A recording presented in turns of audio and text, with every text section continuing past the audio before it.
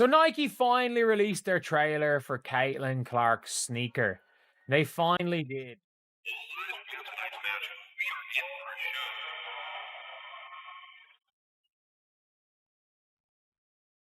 At last, after months of watching Nike mishandle their golden goose, they've finally done something that actually makes sense. Caitlin Clark has received the commercial she truly deserved. And wow, the haters are completely losing it. The tears are pouring, the keyboards are on fire, and the saltiness is rising to a level that could rival the Dead Sea. Already, I'm pretty sure you have. Nike has released a new Caitlin Clark commercial, and they made it their business to show love and show out for none other than CC. Now, we know fans has definitely been in odds with the company ever since signing Caitlin Clark. A lot of people feel as if they put Caitlin Clark on the back burner.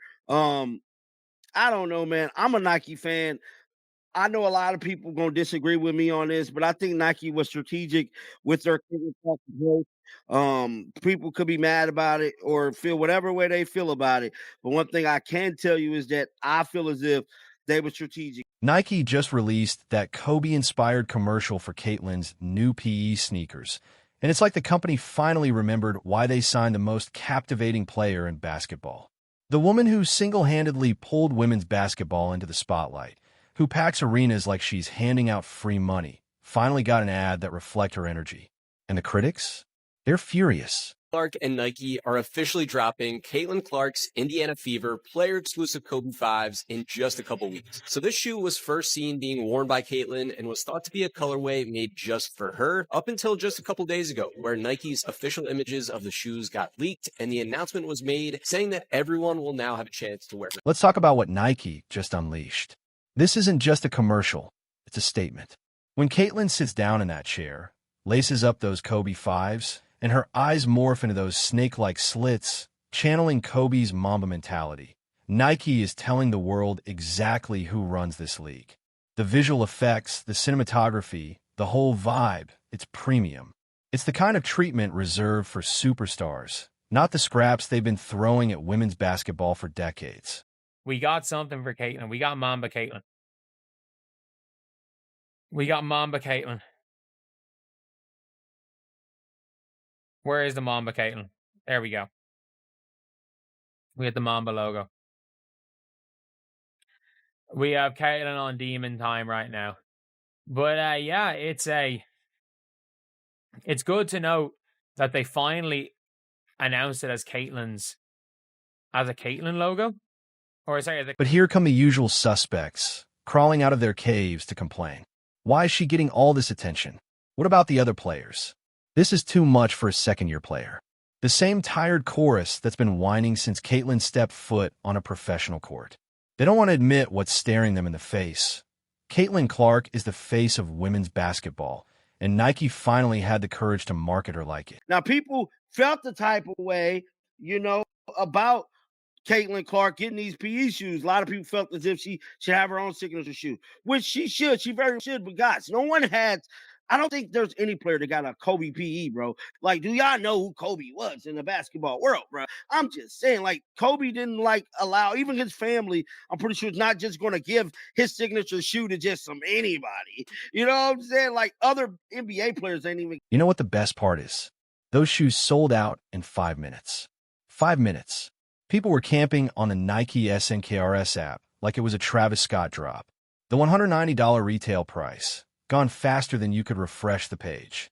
Within 2 hours, they were already flipping on eBay for $375. And by the end of the day, StockX had them listed at an average of $365, with some pairs hitting $800. That's the Caitlin. These things is some fire. I'm telling you, where there's smoke, there is fire, and these things is hitting so hard.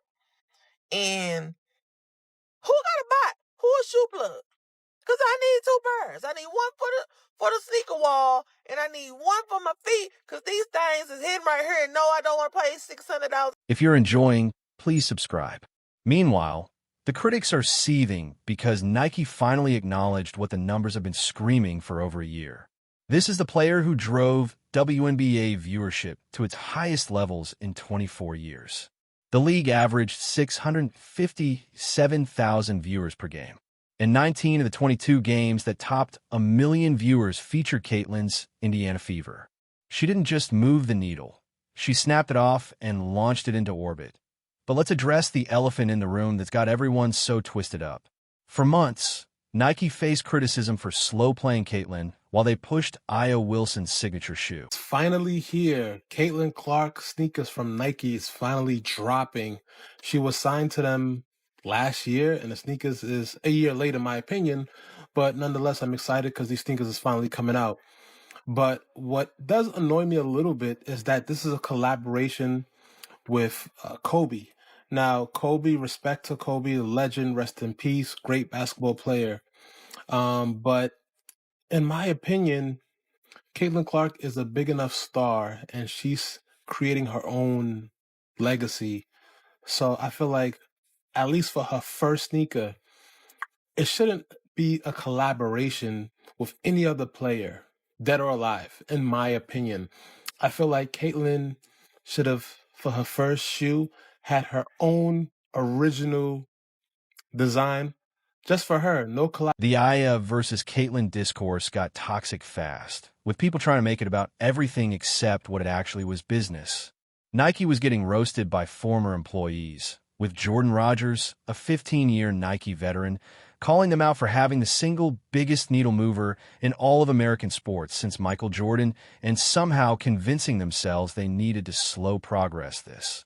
The hate reached peak levels when Aya Wilson revealed she'd known about her Nike deal for 2 years, but acted like she was being passed over when Caitlin's contract was announced. The tweets, the subtweeting, the passive-aggressive comments, all while sitting on a signature shoe deal she'd been hiding.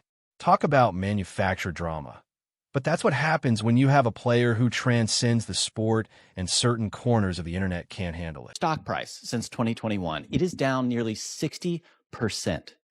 Your executives and the people who are making these decisions, their stock options are worthless. Meanwhile, you have the single biggest needle mover in all of American sports since Michael Jordan, and you have somehow convinced yourself that you need to slow play this. Let me show you Google Trends search traffic for 4 female basketball players. There is one who only rivals Caitlin Clark, and that is Angel Reese, and you do not have her. She is over at Reebok. I am so confused as to how you would be so invested in the WNBA for several years, and you have been doing great work to try to elevate and uplift that league and many of the athletes there. But this seems like you have convinced yourself that this needs to be an either-or conversation. And we never have an either-or conversation in the men's sports. You have like 10 signature athletes. Half of them don't deserve a signature. Now Nike has course-corrected, and they're going all in on their biggest asset.